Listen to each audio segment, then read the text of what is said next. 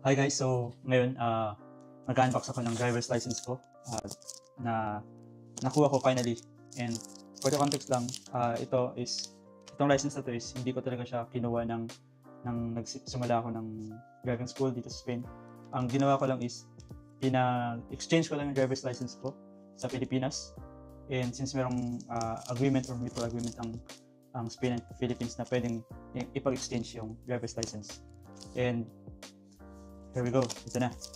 Excited ako. So, DDT is parang LTO nila dito sa Spain. So, nandito yung pangalan ko. Diyan. So, parang normal talaga siya na mail. Pinapapadala sa'yo. So, guys. Jefatura Provincial de Tráfico, AES de Rivera, Sevilla. Sa Sevilla ko kasi siya ni-request. And doon ako kumuha ng appointment. Since dito sa Cordoba medyo hirap yung pagkuha ng appointment. And ito. This is it. So, ito yung itsura niya. So, ang ganda.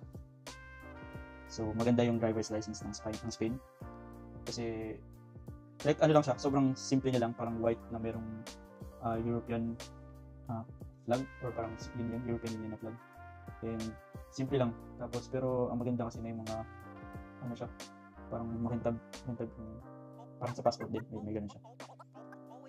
So, sa likod is makikita natin yung pwede mong sasakyan. So, may visible pa kung anong sasakyan yung pwede mong.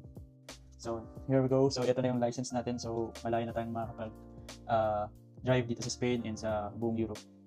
And hindi na ako medyo kakabahan kasi nung unang pag-drive ko dito is yung temporary lang na paper na binigay nila sa akin, yung ginagamit ko.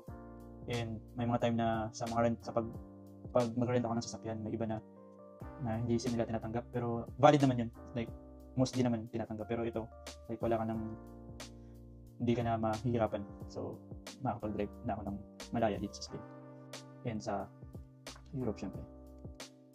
Alright, so if may question ka kung ano yung process, paano ko nakuha itong lisensang to, paano ka nakapag-exchange, comment ka lang dito and try natin gumawa ng pangalawang video. Okay, let's go.